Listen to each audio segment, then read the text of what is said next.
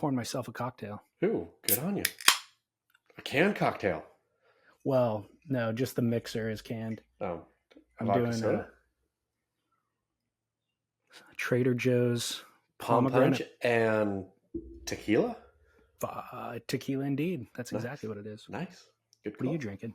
Just a white wine from the Marlborough region, David Lee. You may be aware of it. Must be Sauvignon Blanc. That's what it is. Nice. So April Fool's Day, we are a day or two late for our listeners. That's probably my fault. I was traveling at the beginning of the week, and then Chaz was busy yesterday. So here we are on a Saturday. I'm going to say, though, this is the perfect April Fool's Day joke for everyone right here of not posting on our normal Thursday, nor our normal adjacent Friday, but on April Fool's Day itself, Saturday. This is the best type of joke where it's actually a good joke. Like the joke was they thought we weren't going to have a show, so they would have been disappointed. And yet here we are giving them the show. Joke's on you, listeners. Joke is on you.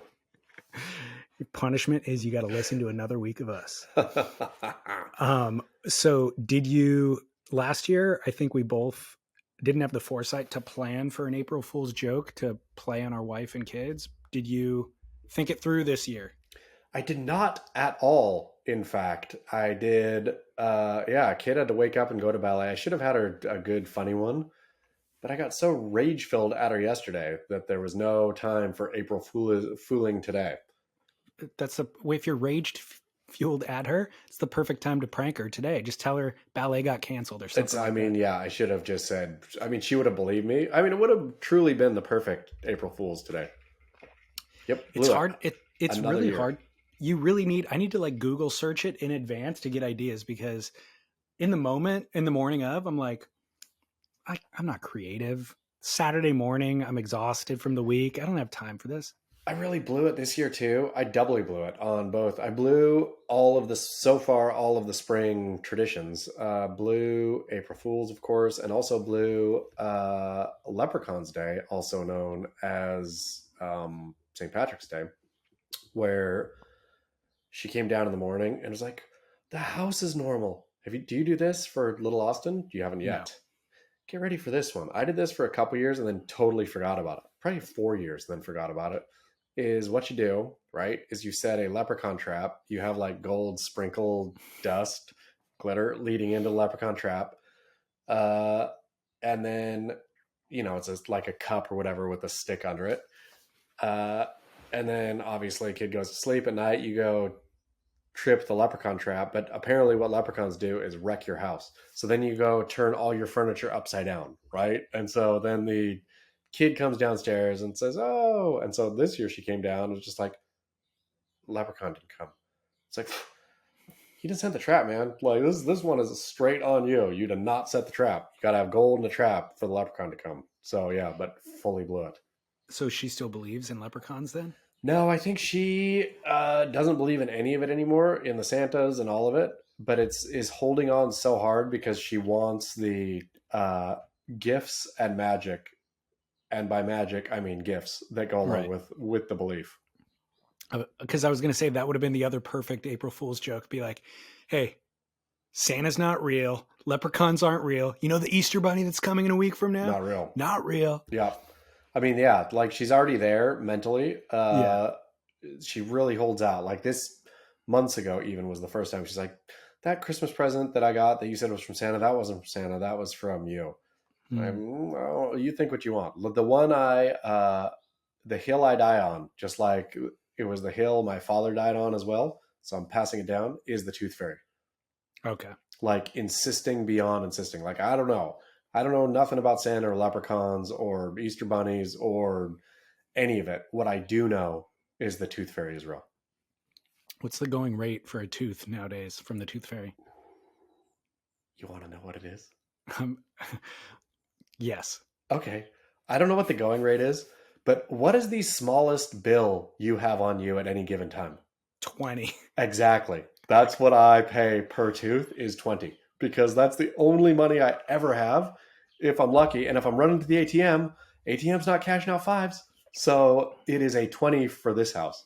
Well, it's a the bill is a 20 because I don't use cash anymore. Precisely. So the only time I get cash is out of the ATM. Then I never leaves my wallet. Basically. And then you have a 20. Exactly. Yeah. And if you've, oh shoot, Austin just lost a tooth fairy time, got to run to the ATM. ATMs don't kick out 5s or 10s. They kick out 20s. So and any parent who, and I would defy our listeners to respond here, any parent who goes less than 20 is the sort of parent I think that is way too planny. Like they had planned for 2 5s or a sensible $7. No, the man on the move. If you're a father with anything to do in your life, the going rate is a 20.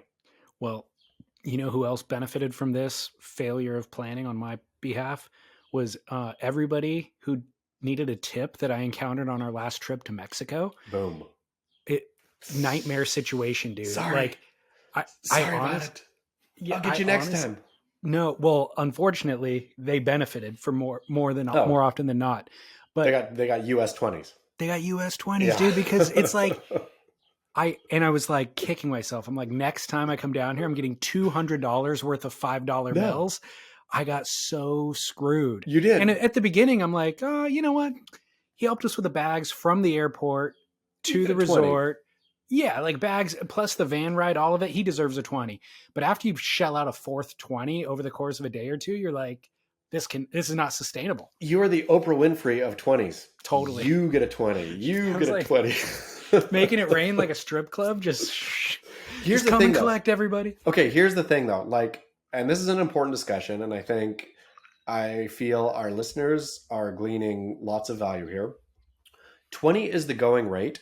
There's been a bunch of stories these days over the last couple of weeks about how tipping culture has gone out of control in America, right? I think we even discussed it on this. We discussed it last week, if I recall, about how you get served up your, end of meal or drink or whatever it is, computer screen, and you're either like, now the scale, I regularly receive the ones where the scale begins at 25. It's 25, 30, 35, right? No way. Yeah. That's outrageous. I regularly get that as and of course you can go in and select your own, which is a hassle. So you don't do it. But whatever, like there's tips for everything, right? You go to get a coffee, fine. Like there's certain things you tip for, but there's things that now you're forced to tip for or, asked to tip for that you would never tip before. And there's a real problem of, I think, employers not doing what they're supposed to do and all this kind of stuff. In any case, 20 is now the only currency we have, right? Mm-hmm. And so there's things that deserve a 20 and things that don't. And so van driver who helped you with your bags from the airport gets a 20.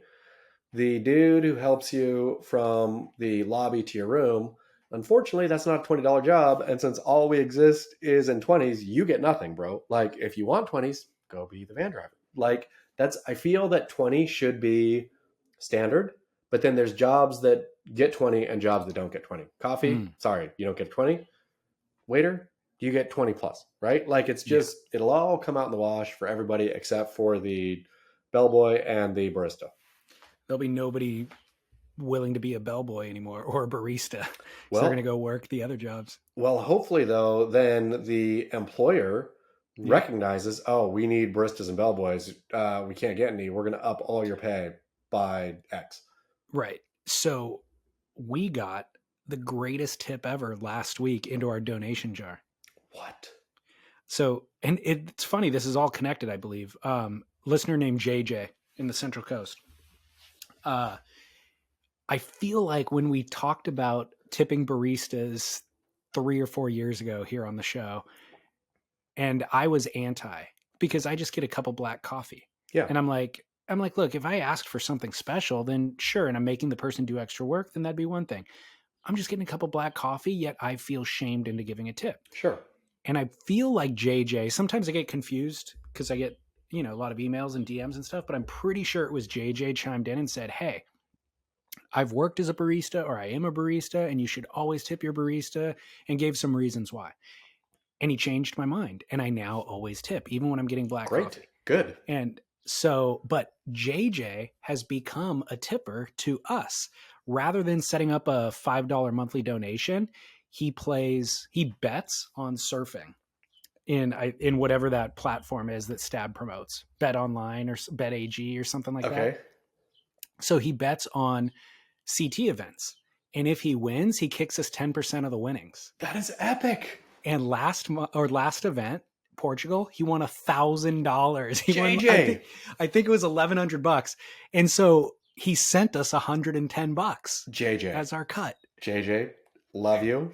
Thank you. If there's anything we can do to keep your winnings alive, if you need an inside tip on injuries and or which surfer is not using drugs, since they're all not using drugs anymore, email chaz@beachgrit.com. I got you. Well, I was so inspired. First of all, I was so grateful. I'm like, dude, I know that you said you would give us 10% of your winnings, but once you took $1,000 home, I presume that you would just never email me again. You know what I mean? Like, I don't expect you to make good on that promise that you made a year ago or whatever. But sure enough, he made good on it. And then I emailed him back. I'm like, dude, now I'm inspired. I want to bet on surfing. He goes, I bet $100 an event, and I kind of spread it around on various things. And so I guess he had money on the unlikely duo of Caitlin Simmers and Joao. Okay. So that's why it paid out so well. But, I'm like, okay, $100 per event. Like, I feel like over the course of the season, I could at least break even for sure. Spreading it around. For sure. And come on, David Lee, we have ears to the ground. We know what boards they're on. What secret modifications are happening in back rooms. Well, JJ reminded me of how poorly I've done in Survival League. And 10 years ago when I was betting everything on Matt Banning to come and clean house on the CT. And then when I bet on Carlos Munoz, and then Carlos Munoz came back again and I bet on him again. Guess what? Guess who solved your problem for you? JJ? Your very own co-host, Chaz Smith. This year, I decided not to be fancy. I decided purely to bet the best surfer in the draw. Guess who's still riding high in Survival League? One Chaz Smith. Yep. 78%. Cold. Me sitting here saying, who's the best? Who am I going for first? Stinking Jack Robinson at Pipe. Boom. Who am I going for second? John Flores at Sunset. Boom. Who am I going for third? Idolo Ferreira at, who knows where they go after that? Who knows where they go after Hawaii? But they went to Portugal. Oh, that's where he went. Idolo. Who do I got for stinking bells? Gabriel Medina. Like, it doesn't even matter. I don't care about what the event is anymore or holding anything. I'm just going, Gabriel's going to win. He's going to get out of the round of 32. So Gabriel. He's a rip curl surfer. I didn't even think that far, but it's all true. Man, I really want to argue against you, but the stats are in. I mean, Gabriel's going to get out of the round of 32. And again, I've talked about this before, but I feel this could be your betting. Just go on the favorites. And I reckon, of course, JJ is winning larger dollar amounts because he's playing odds, right? And there's always the fun dark horse. But I think you can, if you're spreading, say you're spreading $200 about, you throw a ton on a favorite, right? You're not going to win a lot, but you're at least going to win that back. And then you go, like, the whole thing is, WSL is so dumb about their heat draw, though. Just the other day, Bells is starting ostensibly in Australia time in 2 days their time, right?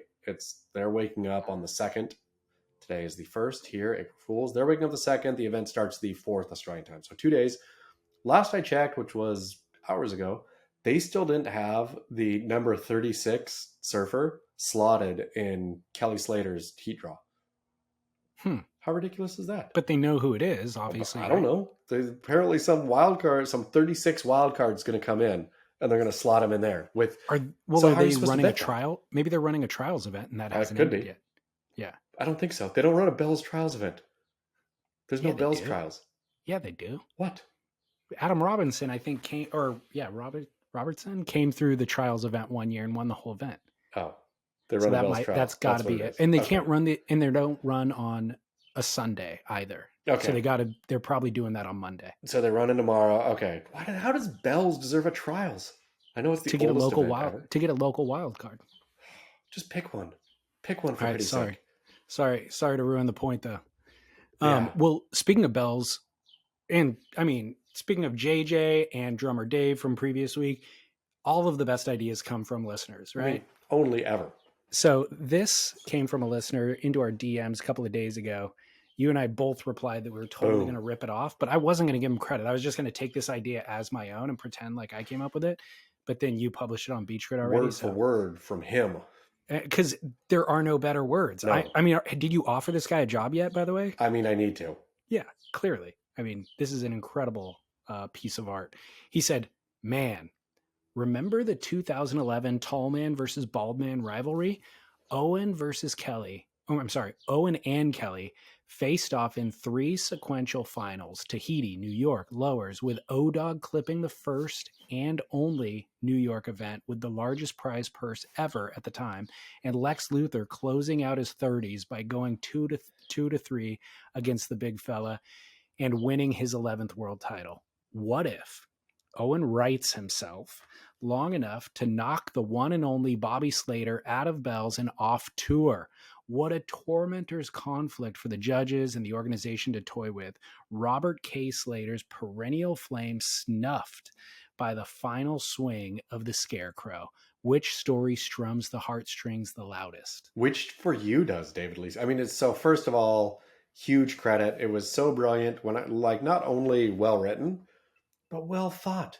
Going back to the 2010s and pulling that one out was, or not 2010, sorry, when was it? 2011. Yeah, 2011. And pulling that, because I remember that at the time. I remember that happening of Kelly versus Owen winning, and then, whoa, Kelly versus Owen again. And then, wow, Kelly versus Owen again. 3 finals in a row was like, I mean, it's got to be unheard of in professional surfing history, yeah? And I don't think so. I think that there's times where 2 people are just dominating over everybody else. Yeah. Like Kelly and Andy or whatever. So I think it may have happened, but this was really unexpected. Owen wasn't the guy that you would have bet on for any of this, you know? Back then, though, I remember, I mean, Owen coming up, Owen as a younger man, had Phenom written all over him. I remember I did an interview with him early, and he was loose, and he was surfing phenomenally, and he had a real sort of star quality about him that, like, I think reared its head every once in a while. Not to use head in a negative way. It's reared its good head every once in a while. Like was it 3 10s at Cloudbreak? 4 10s, exactly. I think he had 2 perfect heats in one event. Yeah, where, like, I mean, he showed, like, Owen flashed brilliance, and then this run too, right? Like winning New York, which was the waves were pumping too. Lest people forget, like they had a hurricane swell that had lined up absolutely epically for that event, and it was a wonderful event. Owen taking it, and then Owen's had flashes through his career, but ultimately, boop, kicked off tour, and now is writing depressing memoirs. But honestly, I love this storyline, considering that is a rivalry that existed in one moment, in 3 events, basically, Owen versus Kelly. To see Owen on his way out to reignite the rivalry and take to dispatch Kelly off tour would be the ultimate. And Kelly would not be able to quit with that. He would have to get on the Challenger Series and get back on tour just because he can't go out like that. I forgot, though. We talked about it last time. Refresh my memory that wildcard points are only allowed pre-cut. Correct. That's what it is, yeah? Unless you're a world champ or a Final 5 finisher. That's the caveat rule, is on post cut. If you are a world champ or a wild card or a top 5 finisher, you're good. Competing as a wild card, you still get points. So Kelly doesn't have to actually go back to the Challenger. He'll have to take his wild cards but how much shame? But maybe that'll drive Kelly, I suppose. Like, I feel that Owen's going to come in surfing loose and fast, right?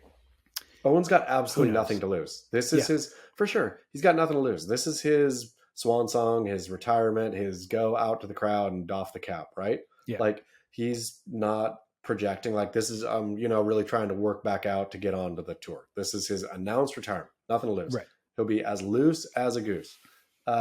Kelly, no matter what he claims, has got to be feeling much tension and pressure. He's below the cut line, well below. I think he's feeling tremendous pressure, and if the waves aren't good, are you kidding? He's going to be freaking out. Well, the amount of hemming and hawing and excuse making that is going to come out of that man, if he does fall off, is going to be so painful that I honestly hope he stays on. Well, I think that'll make for better news stories. So I'm rooting for it. For him to fall off or stay on? Yeah, for him to fall off. Yeah, I mean, it's going to be an annoying drip, drip, drip of, no, I retired a couple months ago, and like, et cetera, et cetera. Yeah. I'd say if he doesn't immediately come back with a wild card, he will book a ticket somewhere that's just, massive barreling surf, and then try to just drop clips that blow everything else away. That's true. Which he should do. And the beauty about Kelly, I think his egoic narcissism in the best possible way is that he is a part owner of the WSL, right? Yeah. Like for those listeners who don't know, maybe when they bought Kelly Slater Wave Pool, the Wave Pool owners or investors or whatever essentially rolled over into WSL ownership, whether they wanted to or not. So I know a couple of them who did not want that, but is sorry, tough luck. You are rolled over into WSL ownership now. So Kelly is an owner, part owner of the WSL. He will go shade his own product, just because he got his ego tweaked. Yeah, which is good. Go Kelly, do that. Yeah. Well, I should have mentioned. So you mentioned Survival League that you're out of, or that you're still in it. Guess what? I'm back in it too via the losers round. Losers round ain't so bad. So who do you question for those listeners? There's still, I think, hours by the time this goes live for you to sign up to the losers round. It is surf/ or surf dash, right? Fivel? Yeah. No, sorry, surfvival-league. Correct. Yeah, surfvival-league.com. Go sign up again if you've fallen off or if you missed the first cut. And my question for you is, do you get to rehash? You can throw it all out and go whoever you lost on. I mean, I guess you lost quick enough where you didn't really use any surfers, but thanks. Yeah, you're welcome. I don't know if I get to get a fresh list of surfers or not, but I already had my picks designated for the entire season, and I'm sticking with that. Who's your pick for Bells? John. Okay, smart, looking good, in form. Yep. Who's your pick then for Margaret? I believe Jack Robinson. Oh, good. Okay, I mean, yeah. So I feel that you're going to go on the tried and true of best in. Well, yeah, that's what the event that I lost in, I think it was Jack Robinson at Sunset. I lost with him. Yeah. Oh, no. It wouldn't have been Jack. Hold on. Now I got to just pull up my spreadsheet. It's going to take me a second.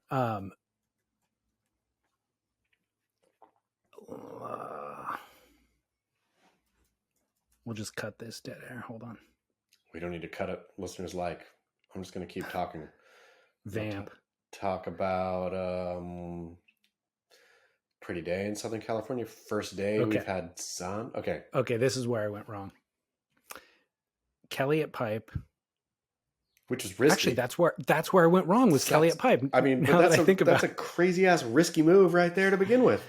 Kelly won Pipe last year. He's the most winning surfer ever at Pipe. It seemed like the safest bet ever. He's also 50 years old. That's like stinking betting some like aging home run king to go hit dingers again the next year. Like just because he had a weird breakout steroid season the year before. I want to argue with you, but I can't because he lost and I'm out. And Kelly's losing all year. Like Father Time, like Kelly had a massive flash, right? Like the much vaunted green flash when the sun sets at Pipe last year. I feel that is the last thing that Kelly is ever going to do. Now he could prove me wrong at Bells, but I feel that was it. That was like, boom. That was his supernova moment where the star exploded. It's great. Looks pretty, right? And that's it. There's no more star. Sucked me into the vortex. Yep. Black hole. Me and like 70% of the Survival League. But so I was planning to use, or I used him at Pipe. I lost. I was planning to use Baron Mamiya at Sunset. I would have lost with him. Yep. But that was a risky bet. I just figured you were going to save. Yeah, exactly. This is a guy I'm not going to use anywhere else on. Yeah. So I'm just going to use him here. I would have lost with him. So I would have lost 2 in a row. And then Idolo was my pick for Portugal. I would have made it out of there. And then John for Bells, Robbo for Margaret, Kanoa for Surf Ranch. So you're sticking with, yeah. I mean, those are solid. I feel those are solid bets right there. Okay. All right, cool. Forward. As long as I have your approval, I'm going to proceed. I feel this year the snake has finally unbit. I feel solid to the end. Okay. I like it. Yeah. I like the confidence. So for those who want to get in on the Losers League, Survival League, it's the same price. It's $20. It's the same rules, but the prizes are less. So you're not competing against the original league. You're only competing in the Losers League, and it's $1,000 instead of a $5,000 prize. And I think it's 1 Panda surfboard instead of 3. Okay, cool. So I'm in. Hopefully you guys can get in if you want, and if you haven't gotten that email yet from Survival League. One final thing I wanted to say about the writer of that scenario, tall man versus bald man. How many zingers did he deliver to both surfers throughout that? And he never reused one twice. Nope. The Scarecrow I loved. I loved Tall Man, Bald Man. I loved Lex Luthor. Everyone. Yeah. I mean, that's what made it so great, right? Not only was it a interesting whole scenario, but it was just beautifully written. That's why I had to take it word for word. I would hated to steal your thunder. Yep. But I knew, the power of the pen beats the power of the podcast at that point in terms of instant gratification. Totally. We love you, our listeners. So the WSL posted a job available on linkedin.com/surf a couple of weeks ago. I sent it to you. I asked you to apply for it. The job is the assistant tours and competition. Assistant, for the tours and competition. So the WSL is looking for an assistant tours and competition to support the chief of sport, which would be Jessie Miley Dyer. The assistant will play a vital role on the tours and competition team, supporting the execution of initiatives across the department and provide general administrative support. The ideal candidate is somebody with a strong administrative skills coupled with a potential and desire to develop and grow in the competitive sports industry. We are looking for someone who is a self-starter, solution-oriented, and overall someone who loves sports. At WSL, we encourage team members to take initiative and bring forth creative ideas and solutions. Did you apply? I blew it. It's still really available. Blew it. Okay, I can unblow it and apply today. So my thought was apply and then keep us posted week to week. Give us a play-by-play on Beach Grit and on the podcast of what the communications are like. So I'm glad that we can talk about this before I actually apply, because I can give the World Surf League the exact thing to do that would really thwart me. What do you mean? The way to take all the air out of the room and make me look like a real fool would be to hire me and then actually make me go do the job. Be like, nope, okay, great. You're hired. Come on up, and we need a self-starting, can-do kind of blah-de-blah. You're, required to be in the office these days. And I would be like sniggering up my sleeve while they're like, okay, you were late today. Like, that's not cool. You're not working very well. And like, you just throw a stack of papers on my desk and you like sort these papers and business. Like, I would be muffled until I got fired. But getting fired by the World Surf League would be so shameful, a la what Kelly Slater is probably dealing with right now, that I would have to kind of up my game a bit to keep the job, which would mean I would keep the job and just keep working for, like, it would be the ultimate power flex. So I am going to apply now and see if they have, even though I've totally given them the playbook of how to not only make me look like a fool, like neuter me for the forever. Yeah. This would be it. Like, Elo almost neutered. When you and I went in and did our Elo, that was a near neutering, right? This would be a proper neutering. Well, I don't think it would be a full neutering. I think it'd be a muffling temporarily, but you could be chronicling every detail of the experience and then release that, publish it either as a book or a sequence of articles once you're fired. I mean, they can, and this is where I'd like these things to go, is let's test our mettle. Let's go out and clash swords and see if you guys are so believing that the all caps momentum is real, that you guys have the formula that you are saving surfing, etc., etc., you should look at my challenge as touche. We've got you. Come on in. Let's fight. And let's see. They're such pussies. They would never do anything. I think it's the perfect job too, because you don't really have any power. Like you can't ruin anything. You're just the assistant. It'd be like straight administrative stuff. And Jessie Miley, it'd be administrative stuff for her. So it could be getting her coffee. It could be going to leadership conferences. Precisely, like organizing her leadership conference. Where do you think she stays when she goes to leadership conferences? What's Jessie Miley Dyer's hotel? Like, of course, the leadership conferences there's a whatever Hilton. What's the low level Hilton Garden Place? Doubletree. There's for sure she's staying a lot of Doubletrees.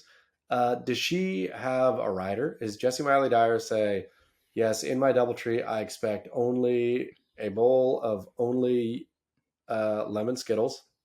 I need a glass of chilled barefoot Chardonnay and 3 bagels unbuttered.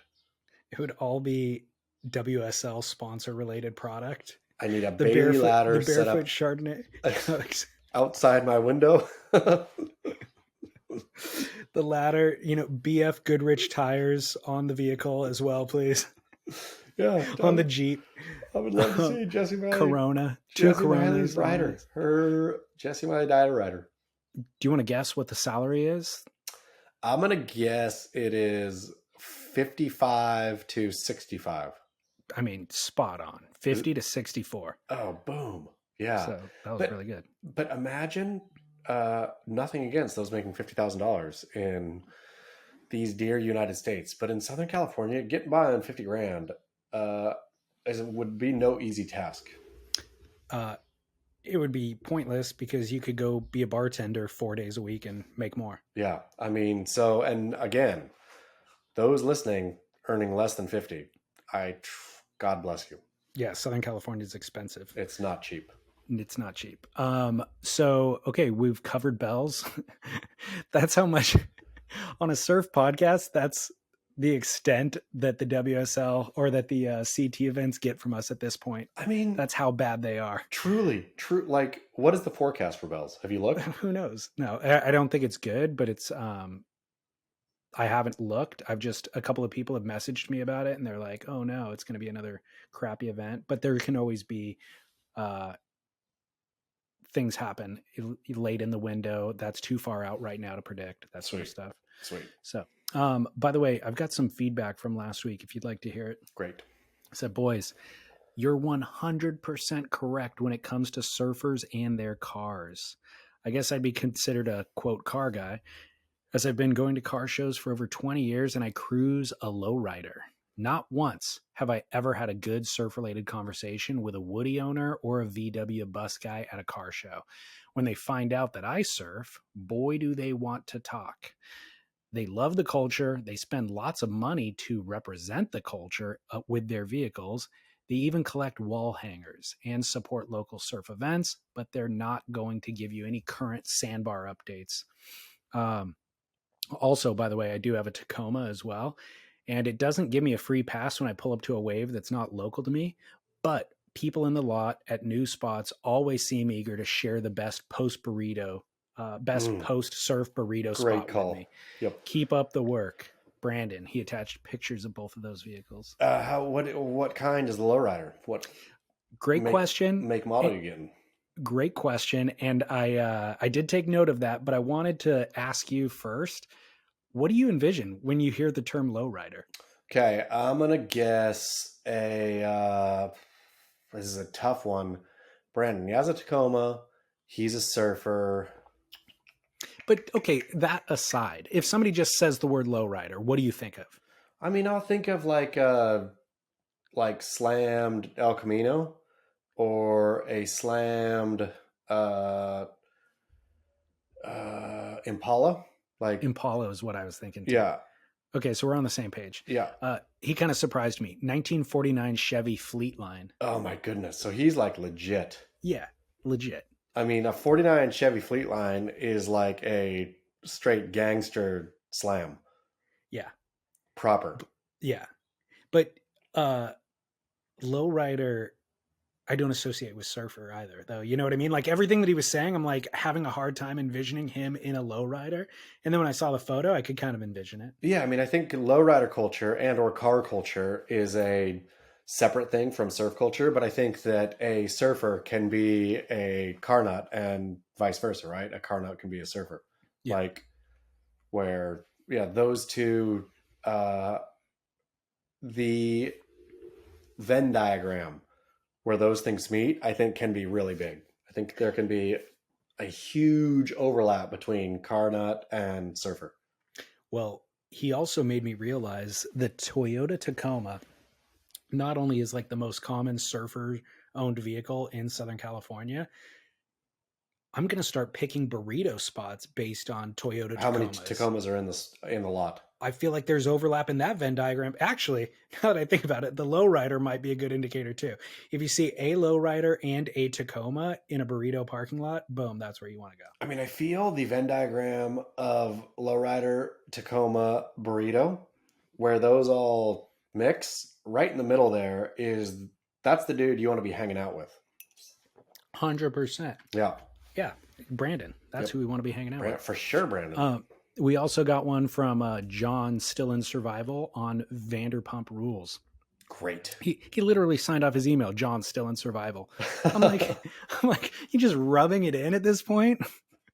There's no conversation about Survival League throughout his entire email. He just signed it off with John, still in survival. He said, so I'm the guy who sits on the sidelines judging, snickering, and agreeing with you guys.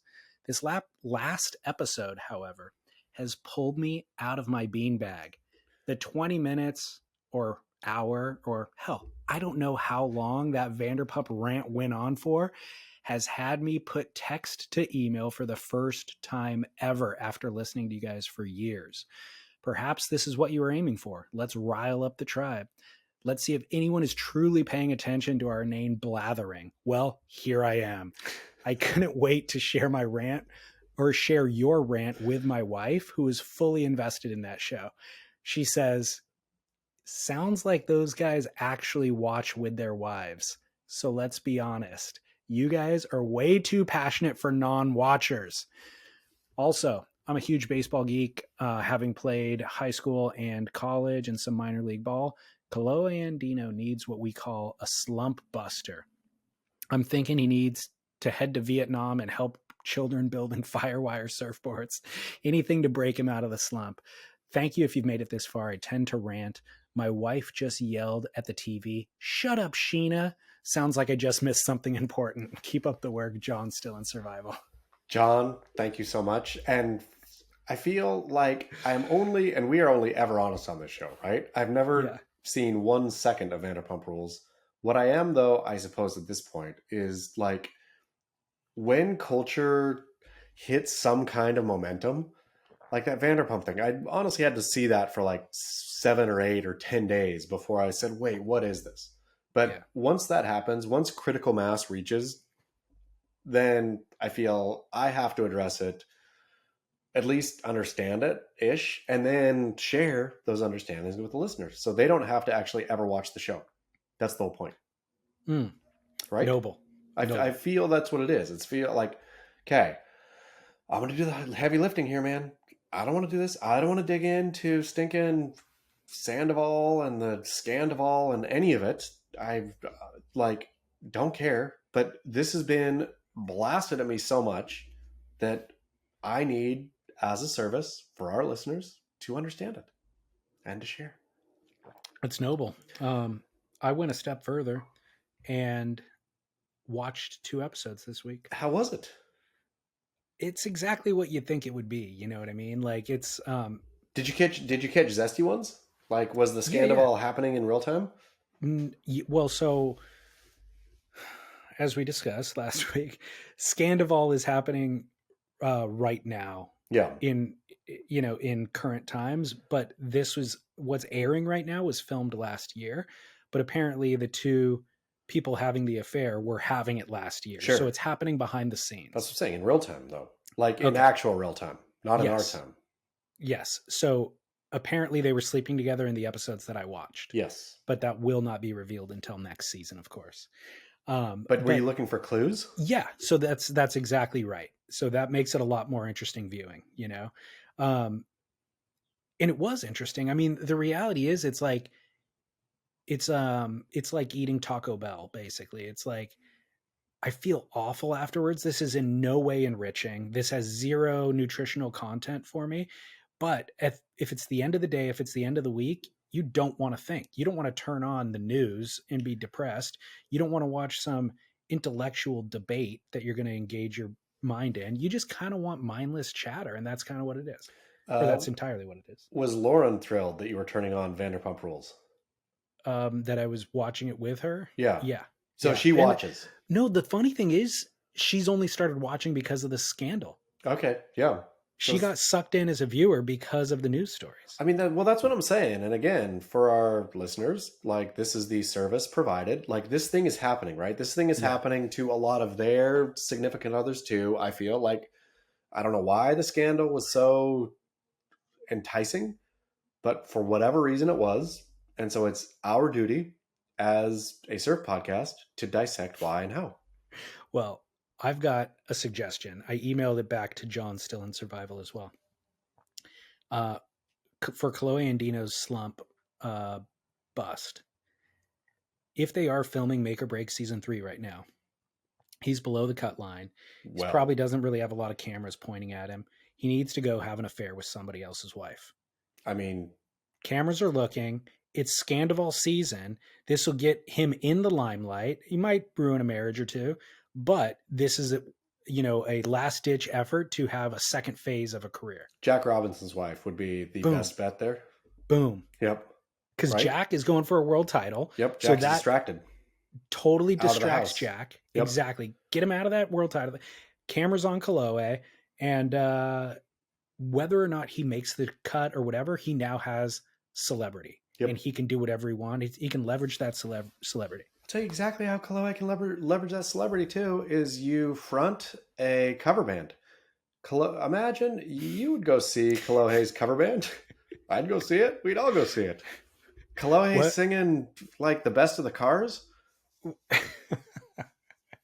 I was just going to say, what band or what genre does he cover? I mean, I feel Kolohe would want to go kind of country-ish, but if Kolohe just went straight up like Dino era hits, if Kolohe went and did Duran Duran, the Cars, I mean, I guess the Cars were a little after that, but what if it was punk, all surf film or surf video soundtracks? Ooh, if Kolohe just went and did oh dang it, just slipped my mind. What was the band in every one of them videos? It was in every one of what videos? In every 90s surf video was Pennywise. Was it a punk? Oh yeah. Yeah. If Kolohe did a Pennywise cover band, I think that would crush. The totally opposite direction, I could see him doing like a crooner, like I don't know, Neil Diamond or something like that. Would be a move too. Neil Diamond's got Parkinson's now too. Does he? Neil Diamond has Joel Parkinson's disease, so it'd be a perfect tie crossover. I had no idea. I cannot. Let's edit out me laughing at that joke. Nope. I mean, I think Neil. I feel good about that. I mean, it's okay. Neil had a good career. Yeah. Sweet Caroline. How about those punny cover band names? Oh man, those are the worst. Like yacht rock band that it's called Yachty by Nature. Yeah. And I saw another one on a marquee the other day that was that. It was a yacht rock thing. They incorporated the word yacht into the name, and just like, oh god, I'm so over punny names. Don't even get me started on punny names. But back to real quick though, John's still in survival. Was that the? I don't talk about it nearly enough here as I should, and I'm sure as many of our listeners just would love me to talk more about is baseball. My absolute love of baseball. Opening season a couple days ago. Yeah, baseball truly is the best game ever. Like, Really? by far. You not a baseball fan? I grew up playing baseball in leagues and definitely watching it. And then at a certain point, I never looked back. Baseball is everything. If the World Surf League is going to be what it is, bloated and long, then baseball is your best thing to be, right? Where it's more or less 6 months every single day, and you have something to think about every single day. Like Yeah. where your team is playing every day, every day, It's crazy. every day. Like there's a couple days off, but more or less every day. So every day there's a game, every day there's a storyline. Like, so you can be as freaky invested in it as you want, or I mean, that's why I just love when opening day hits. I'm just like all in of like, there is another little thing to think about now every day, every day. All right. Yep. Beach Grit comment section, contributor Twilsy. You know Twilsy? I don't know him, but I definitely know the handle Twilsy. Have you ever heard his voice? No. You want it? Yes. Twilsy called into listener line. This is major. Like this is kind of a cross pollination that doesn't happen. Well, here it is.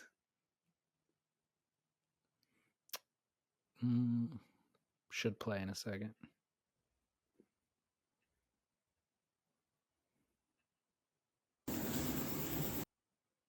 David, Toolsy here from the Beach Creek comment. Cheers and David, Toolsy here from the Beach Creek comment section. I've got a kook or current for your consideration. Disrespecting surfboards. So if you start with the mix and the pips and the gabbies with their 200, 100 boards per year down to, the QS dirt tracker is getting 20 to 40 boards per year, none of these ripping cunts can logistically have anything but fleeting relationships with each board. And then as soon as they go disquiet or angry or sad, what happens? They beat the shit out of them, don't they? They destroy their boards. I've seen hundreds of them do it for decades and decades. Zero respect for what most of us is a substantial financial and definitely emotional investment. And these guys are clueless that us Joe Smoes are horrified by these actions. As for kooks, oh my goodness, there seems to be a direct rock-solid correlation between mismatched fins, jammed with bits of wood, gangrenous dings that have got automotive bog in them, missing noses, and the complete lack of the board owner to have anything close to surfing in a coherent manner. Kooks just carry on with it too. They don't seem to ever fix the dings, or you see them dragging their boards across rocks, shit, sand, filled or wax all over the rails and the bottom of the board. And it's just plain retarded shit that, any normal surfer would just be freaking out about, disrespecting their boards. Anyway, tell us what you think. Keep up the work. And remember, nobody gets paid to surf. They just work in advertising. Brilliant. I love Twilsy's voice was perfect Australian. That was peak Australian right there. Thank you, Twilsy. I also agree. And these kook or currens are absolutely, kook and currens are brilliant. Because unlike, a barrel or not, sure, like anything, whatever, opening the door or leaving the door open after you leave, you're going to come back inside, barrel or not, right? Like those are a dime. Anything could be a barrel or not. Kook and currens are so stinking specific and rare.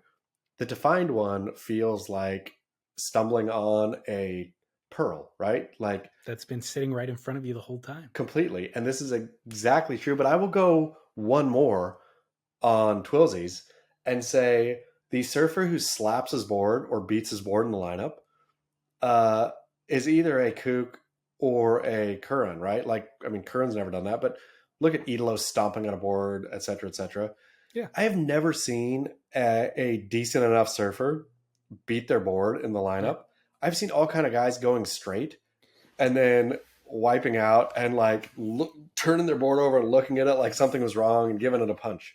That's his exact point is if you're an intermediate surfer, you're too invested in the surfboard. Yeah. You're financially invested, you're emotionally invested. And so you would never, but if you're a pro, the thing is free, obviously. And fleeting, like, cause you have 200 of them, like you said. And then if you're a beginner, it's a brand new relationship to you. You'll punch it because you think that it scorned you when you're the actual kook. Well, that's the thing. So, I mean, I think any decent enough surfer on the intermediate scale knows full well when they've blown it. It sure wasn't the board that caused them to blow it. Like, but the kook, the full, like, to be honest, I bet Eric Logan has given his board a good solid angry punch. I believe, well, I saw him, there was he posted something in his Instagram comments about him, or Instagram stories about him doing a ding repair. And so that ding could have come from his own fist. I have no doubt he would be the kind of guy who thinks that the amount of hours he's done at Kelly Surf Ranch, et cetera, that he thinks that I'm a pretty good, and then blows a section out of Manhattan Beach, El Porto, and thinks this stupid board, and just can't control his bop on the bottom. Yeah. Well, so that, for listeners, the uninitiated, kook and current. There's certain things in surfing that only kooks do and only the best surfers in the world do, and nobody in between. No intermediate surfers do these things. So disrespecting surfboards, are we officially adding it? Yes, 100%. Like, I think so. Yeah, disrespecting surfboards is a guaranteed in. Especially, right. I will say, yeah, we'll just leave it at that. Put it in ink. Ymake done. So there's another thing. Make a list of these. I have a list. Lost. Okay, good. I have a list. I think I've missed a few over the years, but I do have a version of a list. Great. The other detail there that I thought was really, we could probably excavate, not right now, but over the course of time, we need to like let it simmer, and maybe have a series of articles on this too, is pro surfers' polyamorous relationship with surfboards. Yeah. There's something interesting there to me, which is not beneficial for their own surfing relationship. Like the transient nature of the way that they receive those boards, you're never going to get the most out of the surfboard. And I don't think that they're going to get the most out of their surfing by doing it that way either. As opposed to way back in the day when like professional surfing was being founded, those guys would ride 3 boards over the course of an entire season, traveling the world with 3 or sometimes 1 board, you know, and that's really get to know it. I mean, what do you think? You're right. This is a lot longer, bigger conversation. But what do you think about the pro who rides, let's say, Bioluses, going to the North Shore and riding Arakawas? I think that makes a lot of sense. Makes sense kind of to me, but also Arakawa, I'm sure, is like the master, right? I mean, yeah. I'm sure, I think. I know that he is like the mastered North Shore shaper. If you really want to ride Arakawas, why not just ride them everywhere? Well, you can ride Arakawas everywhere, but you need to get a Groveler Arakawa if you're going to California. But you don't think that Eric Arakawa can figure out how to make a Groveler? He does. That's my point. Yeah. But you wouldn't ride your North Shore Arakawa in Huntington. Of course. But I like the fact that everybody goes to the North Shore and gets Arakawas makes me think he's like an epic shaper, right? He understands waves. He understands dynamic. He understands these things. Why aren't more pros riding Arakawas on tour full stop? So that's probably just a marketing budget related thing for Arakawa. Like, does he want to chase down those team riders and pay them to ride his boards? You know, I mean, Jack Robinson was riding his boards out of his own choice for a period of time. And then I think Sharp Eye wooed Jack, and now Jack's going to ride Sharp Eyes all the time. But I don't know if Eric has the budget for that, or if that's even part of his business strategy. Or even what he cares about. He just wants to be the North Shore guy. But I think it makes a lot of sense to do that though, because realistically, Eric, you could be the best at one thing. I don't think you could be the best at everything. And so if you're going to go to California, Mayhem makes great California surfboards. So why wouldn't you get it from Mayhem? You shouldn't ask Eric to make the best California surfboard. You know what I mean? I guess I hear you. All I know is last time I went to the North Shore, I got a board from Chris Gallagher, a galley. And Chris Gallagher Designs is what it is actually. And it was so different than every surfboard that I have in my quiver and every board that I would normally ride. It was just so much more foiled, so much more rockered, narrower. Was it potato chippy? But with a lot of foam. It's got like the potato chip type of, like if you just looked at it from a distance, it has that type of a foil, but it's just thicker, like it's meant to go in Hawaiian waves that have power, but I cannot ride it at home. I can't ride it around here. It needs really good waves is what it needs. Man, So you and I need to go on a charging tour. That's what we need. what does that mean? Like Charging waves? Yeah, getting like proper board shape for the North Shore and just going out to 20-foot sunset and getting her. That's where I rode that board, actually, was at sunset, but it wasn't 20 feet. Well, we have one other submission for Kook and Curran that happened to come in this week. Actually, by the way, for listeners, lots of listener line calls came in this last week, and I did not get to them, so we might get to them next week. But hello, David Lee Scales and Chaz. This is Mike from Encinitas. I have a proposal for a Kook or Curran. Slater Design surfboards. I only ever see people who totally rip, like Kevin Schultz, Kelly Slater, or Kook. What do you think? Thanks. I hate to put a whole brand on blast like this, but it's interesting. It is, and I think this definitely goes into the dear listeners, observe more in the wild. I need to observe more in the wild, right? He's exactly right. I've only seen like brand new Slater designs getting carried down to the beach by people who I assume aren't great surfers, but I don't sit and watch them surf. I can also say I've never actually seen one in the lineup myself under somebody's feet. Have you? I've seen them in the lineup, and I cannot recall seeing an intermediate surfer riding one. Only Kooks. And pros. Yeah, I mean Kelly. Or Rob and whoever else. I mean, he's not riding Slater Designs, I suppose. You're in this industry, David Lee Scales. How is Slater Designs as a surfboard? Is it working? Like as a business? Yeah. Well, I know it's part of Firewire, but yeah, all I know is when you look at the sales that Firewire has been doing, they did a sale 2 or 3 months ago that was like, was it 50% off? Mm-hmm. It was something big, right? You wrote about it, I think. And yes. Then 2 or 3 weeks ago, they did another, I think it was 20% off from all of their retailers. Like any retailer that carries Firewire surfboards and or Slater Designs, 20% off for a day or two, or maybe it was a week. I don't think those are signs of a healthy business. Yeah. You know what I mean? Like, I don't know anything about the back end. I don't know anything about their books. All I know is when a company is doing that type of fire sale, no pun intended, it's not a sign of health. It's not a sign of we're crushing it. There's so much demand for our product. We can't fulfill it. You know what I mean? Yep. So that's all I know. I mean, my goodness. Have you ridden a Slater Designs? No. The other thing is with COVID, just in terms of the industry itself, surfboard manufacturing, because during COVID, everybody saw a lot of growth. And I think a lot of people ramped up production. And then a lot of that inventory got stuck in the shipping containers because of what was happening here in Long Beach. And so I think a lot of that inventory has landed in the last 8 months, and surfboard sales are at an all-time low. So there's people who are sitting on tons of inventory and sales are hitting a slump. And so that could be related to why you're seeing sales like that too. What else theoretically could you do with a Slater Design surfboards?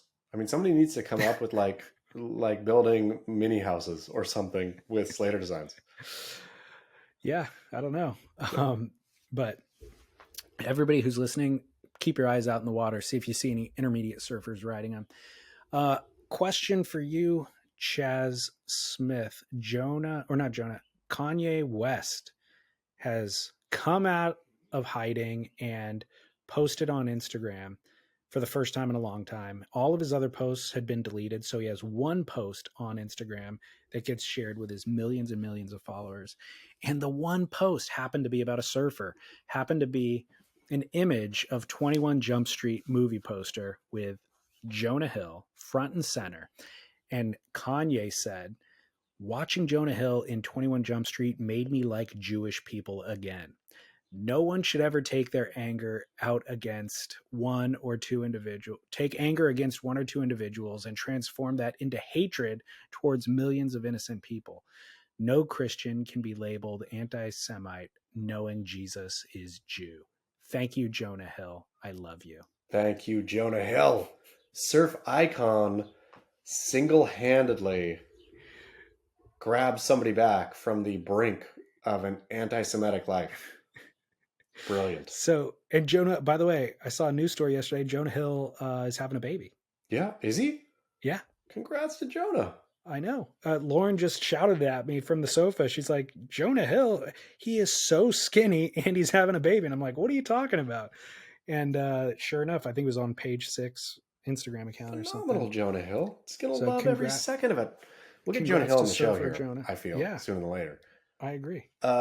But yeah, good on Jonah. So the best comment on Instagram from Kanye's Instagram, I think it was on Kanye's, that I read. Of course, you get served the comments, right? Who are people you follow. So or people in your sphere. So somebody clearly surfy must have written it.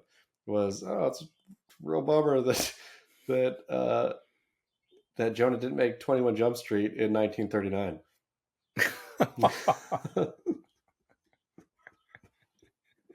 Yeah. That is good. Yeah, it really caused me a chuckle. But good job, Jonah. Jonah Hill, surf icon. But again, Jonah Hill is doing everything right, I'm gonna say, right?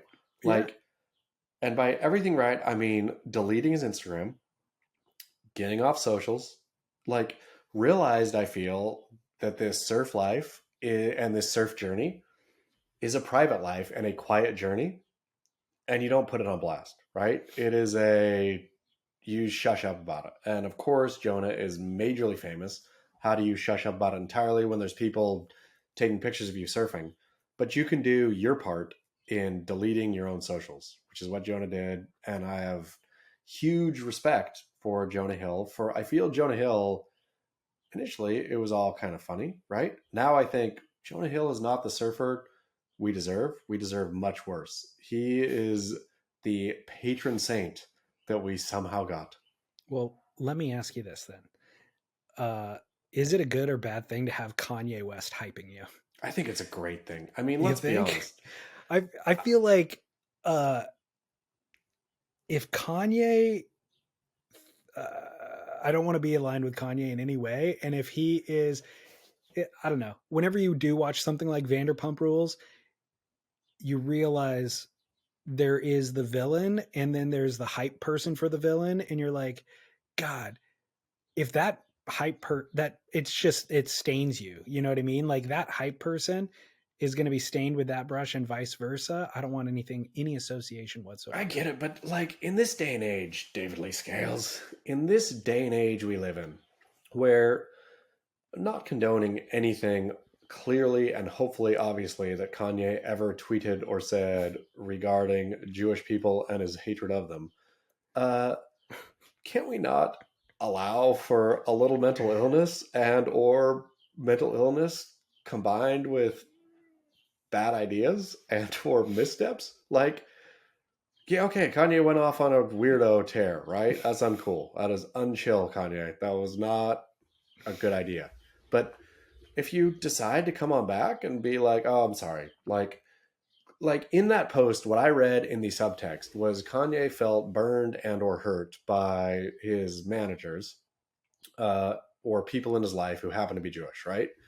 And so he took out his rage on the entire Jewish population. But also along this vein, I suppose, did we talk about the Chris Rock special on air or did we just talk privately about it?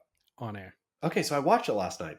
Oh, wow. Yeah, okay. And I have a total different opinion than you. I thought it was like he dealt, I felt, with the sort of hot buttons in a really funny, interesting way. In terms of cancel culture and all of it, right? And I know these are just old, now boring tropes. These kinds of, I don't know, whatever it is that just gets posted up. But I feel that this is how fraught our entire conversation is, that these things aren't allowed to be talked about it. And so when people talk about them, from Dave Chappelle, and of course Dave Chappelle does it a different way than Chris Rock and is a different comedian than Chris Rock, and like I enjoy Chappelle's comedy a lot more too.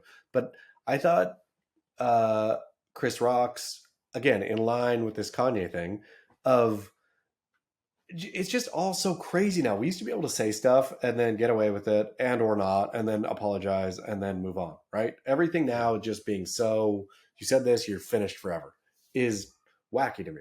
And so I'm you lost me. Kanye. You lost me at dealt with it in a funny way. I didn't think it was funny at all. There was, I mean, I was really chuckling about particularly the bit about his daughter getting kicked out of school and how he got her kicked out of school. Really had me tickled. How he spoiled his children and how spoiled they were.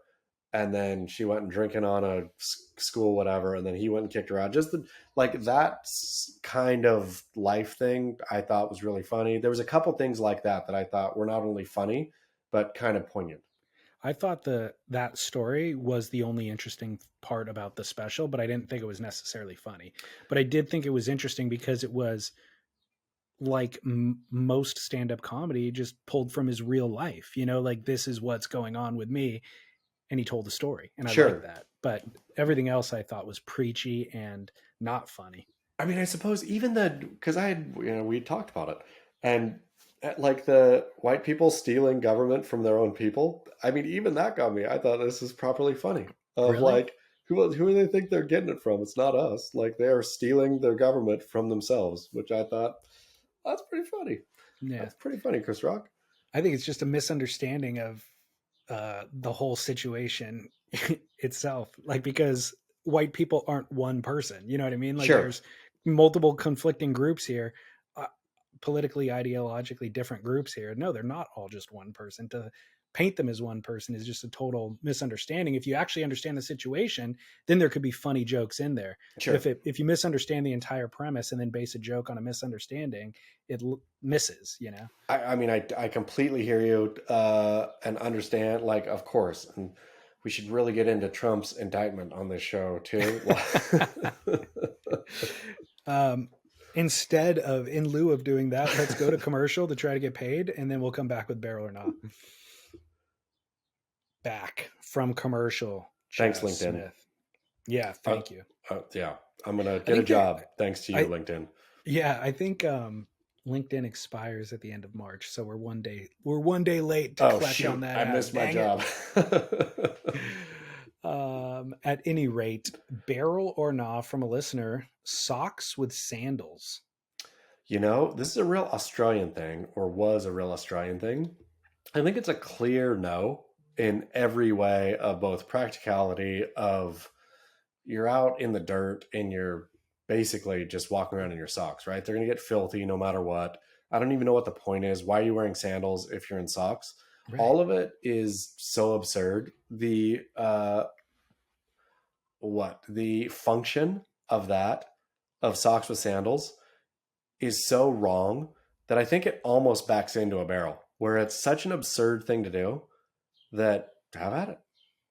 Like, I don't feel offended. I don't feel like you're making a style blunder if I see somebody wearing socks and sandals. I think you are on some bold thing. Yeah. I'm wondering, I think there's fashion choices that people currently make that are intended to be ugly. Like, that's kind of a thing nowadays that I see a lot of young people doing. Sure. Where it's like baggy jeans. I mean, it's normcore gone. Baggy. It's normcore gone wild. Like, it's correct. Normcore taken to an ugly extreme. Exactly. And so that's the chunky sneakers or the Crocs. Crocs are just ugly inherently, and that's. Do you want to know something I learned about Crocs real quick? What? Ballet teacher told daughter, get her in Crocs. And I was like, what? And she said back, do you think I wear Crocs because I think they're fashionable? And I rarely see her in Crocs. But apparently wearing Crocs, and listeners, here's a hot tip, strengthens the entire foot. When you wear Crocs, your foot gets really strong all the way around. So I asked her for the hippie alternative. I said, what if I get her in a pair of Birkenstocks? And she said no. So Yeah, Crocs. Apparently, if you want a strong foot, go for Crocs. I've never once thought about needing a strong foot. I mean, ballerinas need one. So if you're doing, but imagine how a strong foot would deal in. I would imagine, to be honest, besides his broken metatarsals, part of Kelly Slater's like secret sauce was strong feet. Imagine what you can do on a surfboard with strong feet, like pulling it back under you with toes and whatnot. It could totally be a secret, like a little hidden unlock. Totally. I mean, that's what, because ballerina, it's all about a strong foot, right? Like they work their stinking foot muscles, which I've never thought about before, but direct application to surfing. You know who wears Crocs? Sterling Spencer. Exactly. Look who's on the real comeback. Ooh. Absolutely. Yeah. Sterling. All right. I'm getting myself a pair of Crocs, but no sandals. But like and also like I typically think sandals and socks, like a flip flop in a sock, right? Where the toe is shoved in the sock. That's weird. And of course, you see a lot of like 50, 60-year-old men, like a Tiva thing and a sock. And I have no idea what they're doing, to be honest. Like I have zero idea why they don't just put shoes on. Because that dude does not want to do laundry. That dude is not getting home and looking at his filthy, dirty socks and thinking that was a good choice today. So he's somehow thinking something else. Is he thinking they're breathing? Or no, the only thing I could think of as an answer would be old person putting a shoe on. You have to bend over and it's difficult. You got to just strap the Velcro of any of those sports sandals. There's still a bending over, strapping down scenario happening. Yeah, maybe. Don't know why this even exists. I'm gonna say barrel because I'm so confused by it.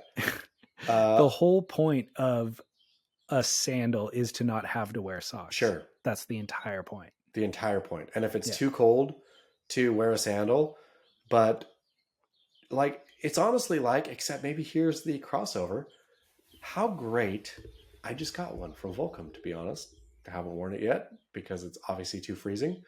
Got a straight 2mm wetsuit from Volcom. A2. Not a 3.2. A2. When you get down into the minimal millimeters, you feel so juicy and ready to go that maybe that's what socks and sandals feels like. Is like surfing in a 2mm wetsuit. It's a good question. I'll have to never try it. I mean, I won't try it either, but I do love a 2mm, so maybe I know the 2mm is the perfect suit, man. How great is the 2mm? I don't know why 3.2 is like such the thing, because your body doesn't need 3. Yeah. Your torso does not need 3mm of warmth. Well, it depends what the water temperature is, but that's the point is you want a wetsuit for every version of water temperature. So if it's below 60, I'm going 3.2. But if it's like 64, I don't need the 3. I can go with the 2. Like a 2mm wetsuit is the ultimate gross luxury. It is like a straight, like tonight for dinner, I'm going to eat caviar and I'm going to put my caviar on like something like on a foie gras is what I'm going to do. I'm going to eat caviar and foie gras tonight because the temperature is 63 to 66 degrees. I'm not even hungry. I'm just going to add some. Okay, well, barrel or non number 2 comes from Yo, Surf Splendor, Bruce here from Atlantic City, New Jersey. I have a good barrel nah for you guys. Wearing your changing towel out after you change, like to go get a coffee, like you just surfed, you just changed out of your suit, you still got your towel on, but then you wear your towel to go get coffee or go get breakfast. I have a buddy that does this, and I swear it's the biggest kook move ever, to the point where I get secondhand embarrassment, and then I try to I almost just not even want to associate or get breakfast with him because I know he's going to wear that stupid changing towel. So, changing towels, wear them out after you change, barrel or not. Always love listening. You guys always have great things to say. Cheers. I didn't even know this was a thing. Okay, if he's meaning by changing towel, this is goes one of two ways. If he's meaning changing poncho, that is like a horrible 0 barrel, ugly yuck, right? If he is wearing his changing poncho into the coffee shop, like that guy should no longer be your friend, Bruce. If by changing towel you mean towel wrapped up shower style around the waist, I think he means towel, not poncho. are you sure? He said towel. I think he means but he said changing. I think Bruce is going to have to call in for confirmation. I'm saying if it's a changing poncho, totally disgusting. If it's a towel wrapped around the waist like you got out of the sauna, straight barrel. That's a boss move. Man, first of all, I've never heard of anybody doing either, and I don't think I've ever seen either. So, and either way, it's a nah for me. I mean, that's ridiculous. If you saw the only reason he's doing it is to showcase to the people in the coffee shop that he surfed and he got out of the water. That's why he's doing it. Okay, though, what if he's got to get back to work, right? Or going to work. Say he goes down for a morning surf. He has his hoodie. Gets done surfing. Like, let's presume he got in his wetsuit on the way to, he has a wetsuit rolled down at the waist, hoodie on to drive, gets out, it's cold, takes the hoodie off, wetsuit on, surfs, gets out, hoodie back on, takes the wetsuit off with the towel because his work pants are at home. That's a barrel move. Well, that's just poor planning. No, because you don't want your work pants wrinkled in your truck while you're in your Tacoma while you're surfing. The towel is strictly for the change. The towel is not for transport. You then bring a separate pair of shorts or pants. Nope. And that's what you wear. I'm going to start doing this on the reg. I'm going to start just basically walking around the neighborhood in my changing towel. And by changing towel, I don't mean poncho. I mean a towel that I use to change. There's also too much that can go wrong with a towel that's tied that way around your waist. That's what makes it so, it's like, it's a dynamite situation. What might happen? I mean, this is teenage behavior, so I'm not advocating that anybody do this, but I cannot count the number of times that me and my friends yanked one another's towel off in that moment. Sure. Where they're changing, their hands are occupied, and you see that opportunity, and all you got to do is grab the flap and just rip. And one time we were in up by Monterey on beach changing, and it was windy. And I grabbed my cousin's towel and then just threw it straight in the air, and the wind caught it like a sail and blew it 10 feet down the beach. So he was completely naked, waist down, and then there's people around. And so rather than running the 10 feet to his towel, he opted to sit in the sand and cover himself up with sand. See, if he would have, this is the whole thing. If you're wearing your changing towel out and or around and or a place where it can be removed, you've got to have in the back of your mind when that does happen, he should have just walked real slowly, confidently, nakedly over to his towel, picked it up, shaking it off, put it back on. No problem. Yeah. I mean, the person who is so brave. I mean, yeah, again, I've shared this story before. First time I ever went surfing with Derek Riley. Had never met him, had been riding for Stab for probably a year at this point. Flew to Australia. Sam McIntosh and Derek Riley picked me up from the airport. We went straight for a surf. Derek did his beach change without a towel. Just got stripped down fully naked in the parking lot. Standing there, chatting, whatever. Put it on his wetsuit. Took off his wetsuit. Put on his shorts. And I thought, this is how they do it here. They got smart. Who needs a towel? Who cares? And lo and behold, that's not the way they do it. That's the way Derek does it. But it was such a boss move that I was just thinking, no wonder Derek Riley is Derek Riley. Yeah, that is very Derek Riley. It's so funny. Well, I'm going no on walking around with your changing towel, full stop. But I'm going barrel. We'll diverge. That's fine with me. So this one came from a listener, but it's an email, and he actually smashed 3 into 1. Not 3 into 1, but 3 in a row. First one being the most salient. Old timers griping about the end of the glory days in the surf or the lineup, barrel or nah. He says, I'm thinking nah, we get it. You had it better than anyone else. Congratulations. Truly happy for you. But trying to pin surfing's demise on the newish generations shows a major lack of awareness. If you wanted to keep it a certain way, you probably should have not done that, or you probably should have done that and not sold the entire pursuit to any and all bidders. Let us enjoy what scraps we have left. He goes on to say, barrel or nah, number 2, mentioning the make and manufacture of your promotion of your luxury pantalones more than once a year. That one's aimed at you. Good. Barrel and then on that one. I was going to say Final barrel or nah is barrel or nah. Rigid enforcement of societal norms seems to oppose the classic counterculture of surfing setup. Go ahead and address the first one, I'd say.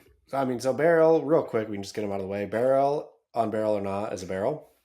Barrel on make and manufacture of pantaloons, total barrel. Right now, oh man, I wish I'm wearing a good pair right now. It's too bad we're not in studio. I can't even get to my tag, so can't see, but it's a solid pair, and I wish I could shout out the manufacturer. Put it in the show notes. And everybody's dying to know. Lastly, so what I hear him saying or addressing is nostalgia. Nostalgia is a full non-barrel all the time. So it's better ... Dumb. It's a non-starter for me.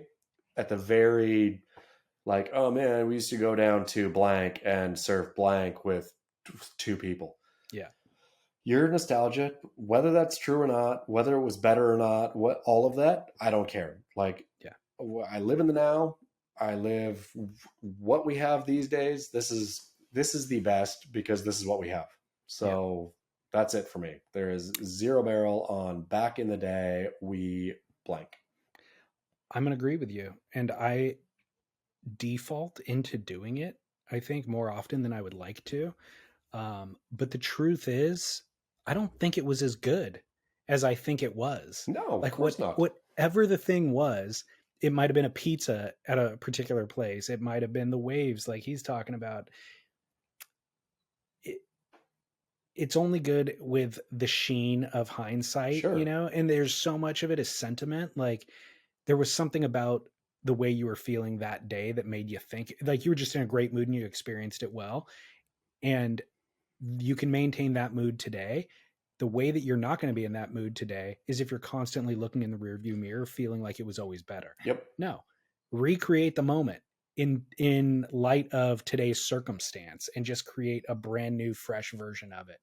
That's nostalgia is a straight non-starter. I feel like if you're sure, I'm sure a lot of things might have been better. A lot of things might have been worse. We will never know because exactly like you said, so much of it is in how you perceived it. Yeah. And so like you can never know. So enjoy that for what it was. If you had what you felt were great experiences back in the day, then great that you enjoyed those and enjoy today equally. And inevitably, the 55-year-old dude in the lineup who's complaining and saying, man, it was so much better when I was 30. He's going to end up being a 65-year-old dude wishing that he would have appreciated it when he was 55. If we could gift our listeners one thing, it would be no skin cancer. If we could gift them another, it'd be get rid of that nostalgia. Like enjoy whatever past you've had or experienced. Enjoy today even more or as much. Man, nostalgia is a curse. It's such a curse. I think I've said it on the show before.